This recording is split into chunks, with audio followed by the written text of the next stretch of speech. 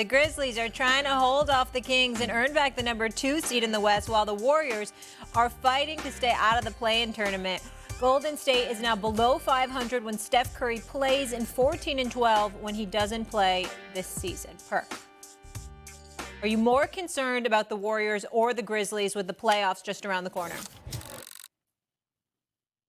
I'm more concerned about the Warriors. I mean, they are the defending champions. They are an organization that has great pride, and they still have their core group in Draymond Green, Steph Curry, and Klay Thompson.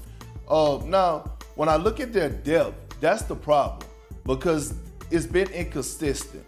And I know Jonathan Kuminga has been playing well over the last couple of weeks. I think he's shown what he's capable of doing on the offensive end, and he's worked on his game for his jump shot improving for us around the three-point line. And we already know how he's an athletic freak when it comes to getting up off the floor and running in transition.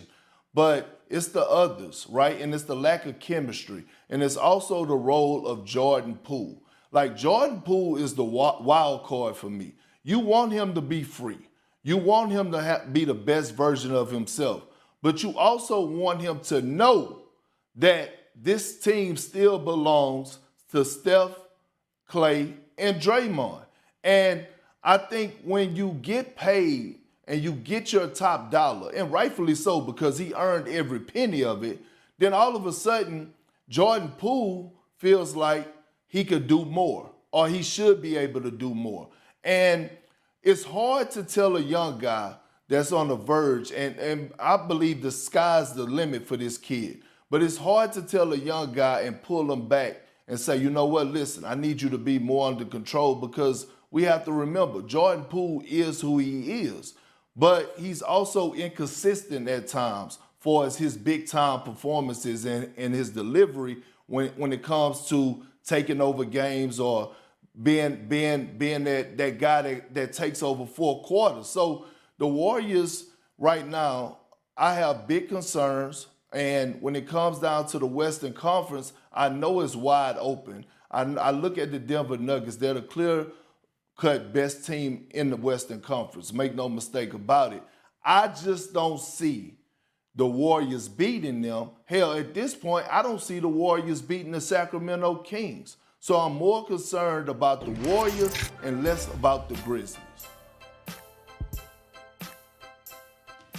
Yeah, Molly, I think if the Grizzlies don't have Ja Morant, they cannot compete. Since we don't know what that is going to be, I don't think anybody has a good feel for that. It's really hard to take the Grizzlies seriously, as we did a few months ago when they were in second place and said they didn't have any worries about anybody.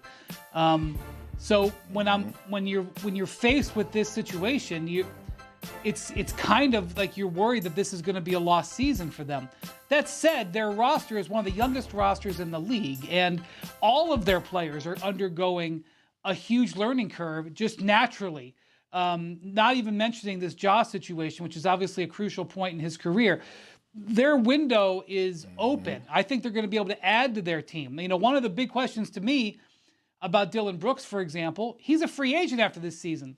Are they going to pay him to keep him? And if they do, how much are they going to pay him? By the way, Draymond Green can be a free agent after this season too. It'll be interesting to see if there's any teams judging whether they want to pay either of them, even though they're very different players. Golden State has lost 3 straight games since Steph Curry returned from an 11-game absence, while the Bucks currently sport the best record in the league. Despite falling 2.5 games behind the Bucks, the Celtics are the favorites to win the East at +140, according to Caesars Sportsbook. The Bucks are 19-1 in their last 20 games, dating back to January 23rd, while the Celtics have dropped 3 of their last 4. Perk, are Giannis and the Bucks the team to beat in the East? They're not, Molly. Now, are they the best team in the East? Yes. Do I have them picked to win the East? Yes. But let's not disrespect the Boston Celtics. They did represent the Eastern Conference last year. In my opinion, they do have the best duo in the game at Jason Tatum and Jaylen Brown, who showed last year that they could get it done for us reaching the promised land and getting to the NBA Finals. They did add Malcolm Brogdon, right? They do have depth, one of the deepest teams in the league. Now, when it comes down to the Boston Celtics, I already said this. I said this, I believe, 2 or 3 days ago about the pressure that's on them. I believe they are under the most pressure for us delivering a title this season because you never know what's going to happen in the offseason or the near future. But the Milwaukee Bucks have everything and more. They're the best team in the Eastern Conference. They're the best team in the league. When I look at the depth of their front line, just Giannis, Brook Lopez, and Bobby Portis alone, it is going to be a problem for any team in the league. The physicality that they play with, the rim protection that they have in the paint, their ability to switch out on the perimeter and guard 1 through 5, their rebounding, things to that nature, the depth that they added in Jay Crowder. Now, yes, the Boston Celtics, it's on them to defend, with being the Eastern Conference champions, but the Milwaukee Bucks are the better team. Thanks for watching ESPN on YouTube. For live streaming sports and premium content, subscribe to ESPN+.